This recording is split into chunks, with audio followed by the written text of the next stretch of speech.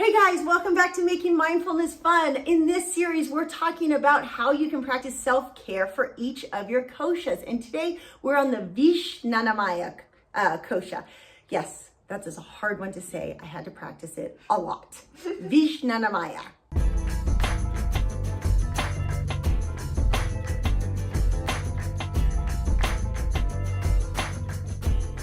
So if this is your first time to our channel, here at Making Mindfulness Fun, we help you on a journey to higher consciousness so you can experience more joy, love, and emotional liberation. Please make sure that you like this video, subscribe to our YouTube channel, and turn on those post notifications because we put out a video every single day. So right now, you are absolutely tapping into that Vijnanamaya by watching our YouTube channel because you're learning new information. This is all about the intellectual kosha. And so anytime you're acquiring new information, you're in this intellectual layer. It could be watching, besides a YouTube, it could be listening to a new podcast with new information. It could be reading a new book. Anything that you're doing that's acquiring some new information is absolutely helping this intellectual layer. So even like watching TED Talks, or I think I covered most of that. Scrolling through Instagram. Now, if you're watching some like Instagram TVs that are teaching you something, the point is we need to make ourselves think, to question, to wonder, to acquire new information, pretty much to make ourselves more open-minded into what is possible out there. And I tell you, now's a great time for that.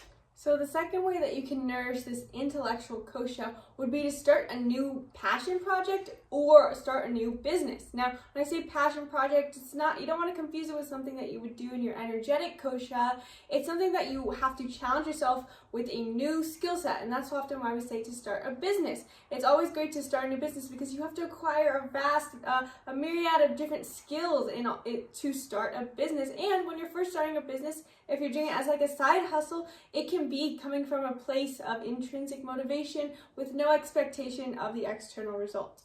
And finally, another thing you can do to stimulate this intellectual kosha layer and practice self-care for the Vijnanamaya is simply by learning something new, learning a new hobby, not necessarily trying to start a business per se and trying to create something out of it, but just by learning something new. For instance, an instrument. Learning an instrument, if you're musically inclined, can be a great way to stimulate the intellectual layer because you're trying to figure out how it works and you're trying to figure out new ways to move the body. It is very stimulating for the brain. And other than that, if you don't necessarily like learning new hobbies, your instruments aren't your thing, you could learn how to learn anything for sewing, yes, woodworking, taking cooking classes. Yes, all these are great things for your intellectual layer, or just simply reading a book. If there's a book in your house, I guarantee you right now, there's a book in your house that you've been meaning to read, but you haven't been able to pick up yet because you've been too busy. Try to just dedicate 15 minutes today to just reading that book, and it'll help your intellectual layer with so much self-care.